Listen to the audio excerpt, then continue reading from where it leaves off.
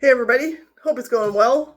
I'm here today to do a kind of a solo review of these Red Wing Indian collaboration boots. There were 3 boots in the collaboration between Indian Motorcycles and Red Wing, and one of the things that occasioned the collaboration is because both the companies are actually headquartered in Minnesota, which is sort of an interesting tidbit of information.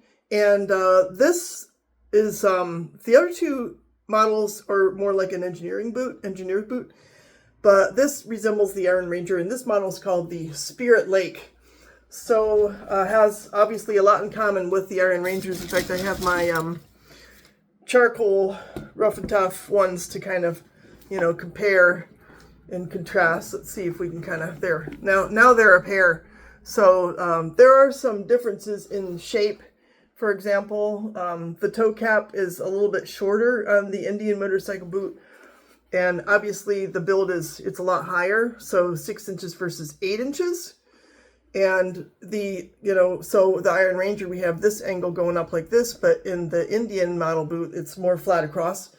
And then another big difference, which I don't see remarked on very much in other reviews, is the tongue. This has a lot of leather in here. It's a sort of a massive tongue that you have to fold, whereas here, the gusset only extends part way up, and on here the gusset is, it's almost all the way up to the top. You can see the gusset goes up really high. So as a wearer of these who is not a motorcyclist, I always enjoyed motorcycles when I was younger, but never had the opportunity to own one. I am still struggling a little bit knowing, should I just fold this neatly? I saw a review on YouTube where a guy who got these boots said he just kind of let them fall where they wanted to lie, and that was fine too. But those are the big differences. So as far as how I came into these boots, this collaboration happened, it's been about 7 or 8 years, and I was in the Red Wing store in their we could finally call it the bargain basement, where they have all of the boots that somehow or other didn't get sold, and it's like a wonderland, a boot leather wonderland down there. So if you haven't been to Red Wing, Minnesota, it's worth going there. And the town itself is beautiful. It's very well kept, and it's in a very scenic area. There's like skiing in the area and all kinds of cool stuff. So I lucked into these. These are an 8.5. Now, normally I do wear an 8.5 in Iron Rangers, but for some reason, they seem smaller to me, and I don't know if they really are. They look about the same size, but there's something about the last that I don't know, maybe it's because they have all the extra leather up in the tongue that I have to wear thin socks. And normally I don't have to do that with Iron Rangers. So I'm kind of intrigued. They didn't have the 9. Otherwise, I probably would have bought that because I tried them on, and it's like, well, I can definitely get into these. I can probably break them in, but I haven't succeeded yet. So there's not a whole lot of wear. Worn them a few times, and I do intend to work harder because they're so beautiful. The other thing that for me is a bit of a challenge is just the 8-inch boot. It is more protective, but it also stiffens up, the whole ankle area and that. And so I just have to find the right occasion. Probably, again, more dog walks. This is, I was just looking on here on my other phone. I'm trying to remember the name of this hardware. Gun something hardware on here. Maybe I could dredge it up. But it's kind of an antiqued hardware, and lots of speed hooks. The leather is amber portage. It's the only boots that I have in this amber portage leather. I do find this a beautiful brown. It's probably the only pair of boots that I have that's in this nice warm shade of brown.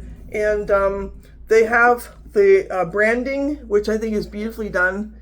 I just love it. It just looks so, it's finessed, really elegant, beautifully done. Trying to think, that's really the main branding we have on the inside as well. the Indian label in there. So I like having that too. Indian motorcycle since 1901. And then, of course, the traditional Red Wing tag. And the inside also is just the same as any, I'm not sure if you can see that because these boots are so tall, but it has the Red Wing logo on the inside. This is the Vibram 430 mini lug sole, very similar. I think it's identical with the sole on my charcoal Rough and Toughs, so very similar shape. I feel like the shape is somehow just a hair different on these, but I'm probably just imagining that. I think it's partly because these are just harder to break in because there's just more leather to them. We have the triple stitching. The thread is a nice matching shade of kind of a tan, and these nylon laces work really well.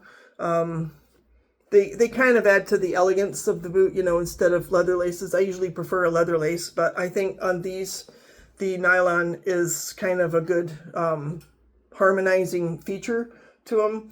So other than that, very familiar Iron Ranger build, and I have read some reviews according to motorcyclists. These are very protective. They work well when they're riding on Indian motorcycles. So they actually are designed in a way that is very functional for motorcycle riders. I find it interesting here. We've got the, you know, the leather, and maybe this is why they ended up in the bargain basement. I kind of like the two-toned look. Obviously, you know, we've got two pieces of leather here that came out slightly different color.